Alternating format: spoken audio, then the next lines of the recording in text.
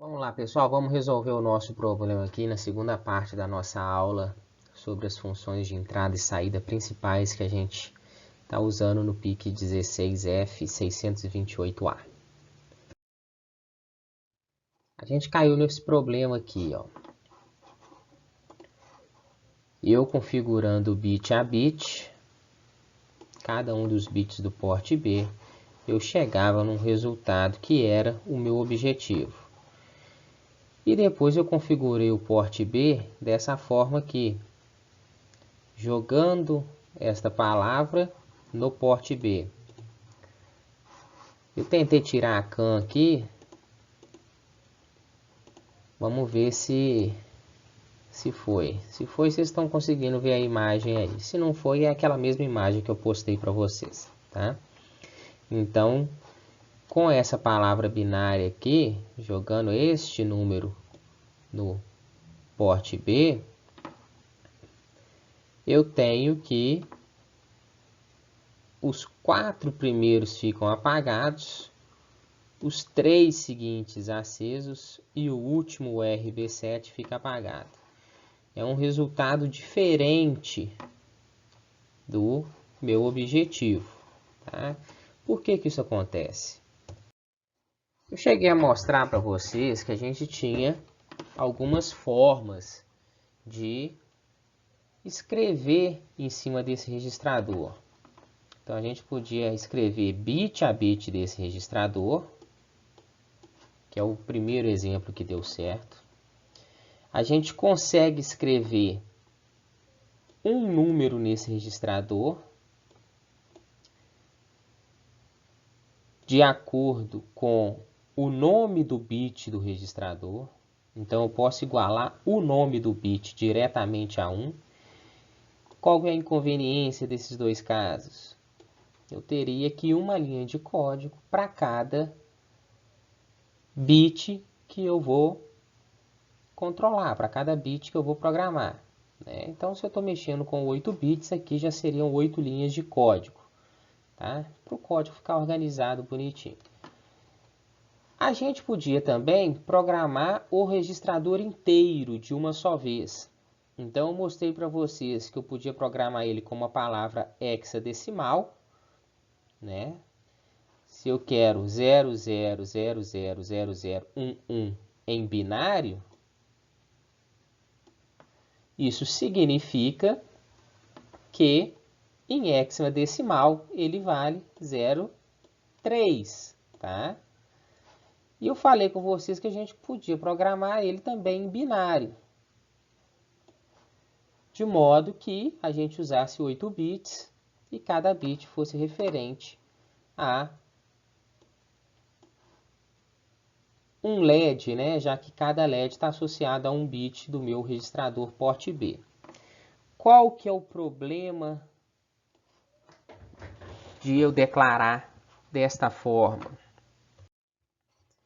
Quando eu quero fazer uma declaração hexadecimal, antes do número, eu escrevo 0x. Isso indica que é um número que está na base hexadecimal. E aqui eu escrevo os meus dois algarismos hexadecimais. Quando eu quero escrever um número de base binária, que é o meu objetivo, eu antes do número tenho que fazer uma identificação com 0b, tá?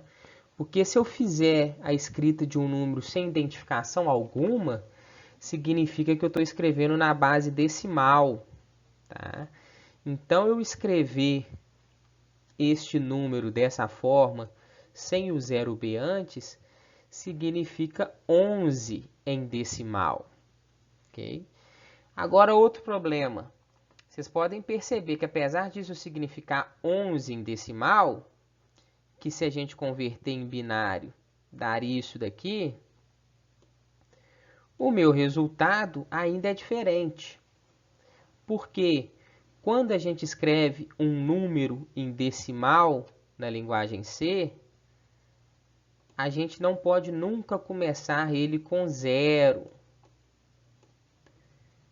Tá? Se vocês fizerem os testes aí para vários tipos de números, vocês vão perceber que quando começa ele com 0, seja com 5, 6 zeros, seja com um único zero, a gente sempre vai ter no resultado final da conversão em relação a um número binário uma diferença de 2.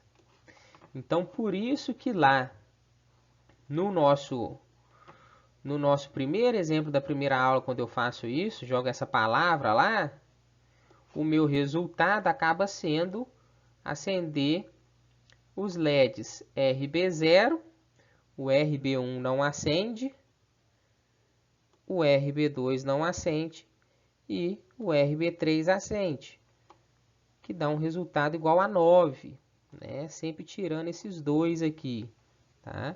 Então, a gente não pode trabalhar declarando o número decimal começando com 0. Na realidade, quase nunca a gente vai trabalhar com número decimal, quando a gente está falando de microcontroladores. Ou a gente vai trabalhar com números binários, ou a gente vai trabalhar com números hexadecimais, tá? Mas se em algum ponto, seja definição de valores, definição de variável, definição de constante, se vocês quiserem escrever em decimal, lembre-se, nunca comece a escrita de um número decimal por 0, tá? Então, o nosso problema daquela situação é essa. A gente não estava escrevendo um número binário, a gente estava escrevendo um número decimal. E além de escrever um número decimal, a gente estava escrevendo um número decimal de forma equivocada, que a gente não pode escrever um número decimal começando com 0. Então, aqui, só dentro do while, que é a nossa programação principal, 4 formas que vão funcionar, tá? Bit a bit, né? A gente tem a segunda forma, bit a bit, que era só pegar o nome de cada bit e igualar a nível baixo ou nível alto, né? Aqui eu ainda faço a referência de qual microcontrolador que eu estou trabalhando, de qual registrador que eu estou trabalhando. O segundo caso é programar o registrador inteiro, mas com uma palavra binária, que eu estou reforçando que é uma palavra binária, aí ele funciona legalzinho. O terceiro caso é programar o registrador com uma palavra decimal. Então, este número binário aqui equivale a 15 decimal. Eu posso fazer essa definição através de uma palavra decimal, de um número em base decimal. Isso não é usado, tá? Mas dá certo. E o último caso aqui, eu faço a mesma programação, mas com uma identificação e com uma palavra hexadecimal. Beleza? Os 4 casos funcionam. Tá? Os 5 casos funcionam. Que aqui a gente tem aquele ainda outro que eu não exemplifiquei diretamente. Beleza? Segunda atividade. Quem fez ela no caderno, no deve ser, só para me mandar, provavelmente construiu esse código aqui, né? Quem testou percebeu que isso daqui não funciona. Isso não funciona porque essa função delay não está definida dentro do nosso compilador XC8, que é o compilador que faz a interface entre o PICSIM Lab, que seria o nosso microcontrolador, e o nosso programa, o nosso software de programação, que é o MPLAB X. Tá? Então, isso daqui não funciona, a gente não tem isso incorporado dentro de nenhuma biblioteca. Qual que é a solução? Então, o que a gente vai fazer para a gente conseguir usar essa função delay? A gente vai definir essa função dentro do nosso código. Tá? Eu coloquei as linhas de código aqui, ó. Depois, se vocês quiserem dar Ctrl+C, Ctrl+V no PDF que eu vou disponibilizar. Então, vocês percebam que primeiro eu defino a minha frequência de clock. Lembrem lá que o microcontrolador PIC, apesar da gente conseguir configurar eles de outras formas, mas o padrão funcionamento de 4 MHz. No PICSIMLab, no cantinho superior esquerdo, a gente consegue fazer essa configuração também, tá? Então, eu defini a minha função principal eu chamei de underline, underline, delay, ms, porque em milissegundos. Vocês percebem que aqui eu defini até duas, defini uma com microsegundos. A única diferença aqui é o número que a gente vai dividir a nossa base de clock. Se eu quero fazer uma espera em microsegundos, eu divido minha base de clock por um número 1000 vezes maior. Tá? Se eu quero fazer uma espera de milissegundos, basta dividir dessa forma aqui. Então, essas duas definições são duas definições que vocês sempre vão ter no código de vocês, tá? Ou uma delas, se vocês quiserem usar só milissegundos, ou se vocês quiserem usar só microsegundos. Mas essas duas definições, incluindo a nossa definição de clock, são necessárias para a gente conseguir usar a função de delay, porque a gente não adicionou nenhuma biblioteca em que essa função de delay existe. Então a gente precisa criar essa função de delay. É o que essas duas linhas de código aqui fazem. Criam delay a partir de milissegundos e criam delay a partir de microsegundos.